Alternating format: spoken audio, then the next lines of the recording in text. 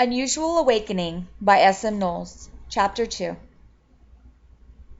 The sweet smell of cinnamon pulls me to the edge of waking.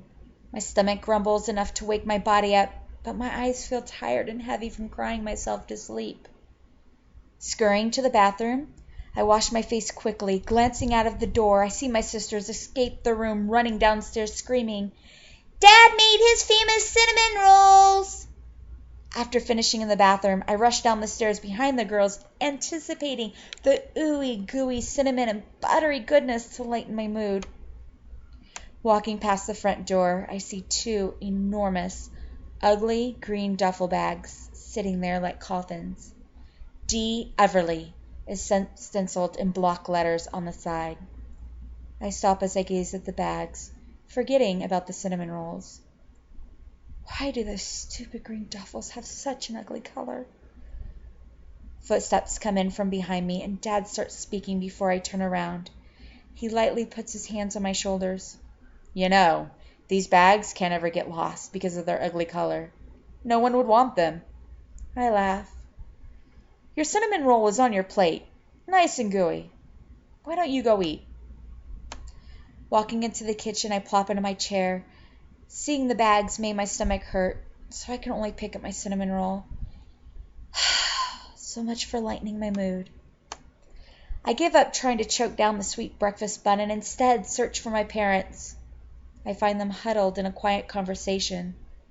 They look up when I enter the family room. My dad pats the sofa next to him.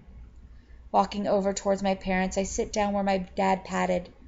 Scooting closer into him, I sink down into the couch. "Now, Riley, I need you to help your mother while I'm gone and do as you're told. You know your sisters tend to fight and argue. They will soon grow out of that. I need you to be patient with them and set a well-mannered example. You're my second in command while I'm away.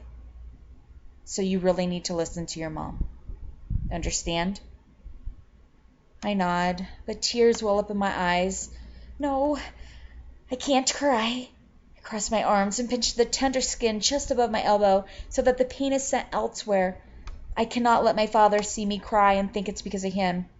I must stay strong, if not for him, then for the girls, myself, and most importantly, my mom. She sits on the other side of my father with a stiff backbone and a stoic look. On the outside she appears composed, but Dad and I both know that she tends to pull away from life when faced with these stressful challenges. It will only take a few weeks before she disconnects from us all, I'm sure. The rest of the morning, my sisters and I follow our dad around. We discuss about why the war seems so important and what it means to him. He promises to write us as often as he can. We, in turn, promise to respect Mom. She doesn't say much. She simply continues her daily tasks, giving me a foreboding feeling that she is shutting off emotionally. That afternoon, Mom's completely on autopilot. She makes Dad his favorite meal, hamburgers and French fries. We all gather around the table for our last meal together. Maybe going through the motions of daily chores helps her forget about Dad leaving. Or maybe she just wants to enjoy every minute she has left with him. Mom and Dad gaze lovingly at one another, acting like teenagers on a date. I love that my parents remain so in love. The twins argue about nothing important as usual. The arguing has got to stop. Why doesn't anyone else see what I'm seeing? "Mom!" I shriek. She doesn't hear the twins arguing about French fries. Why can't they simply ask for more fries instead of stealing some off the other person's plate? "Yes, my Riley?"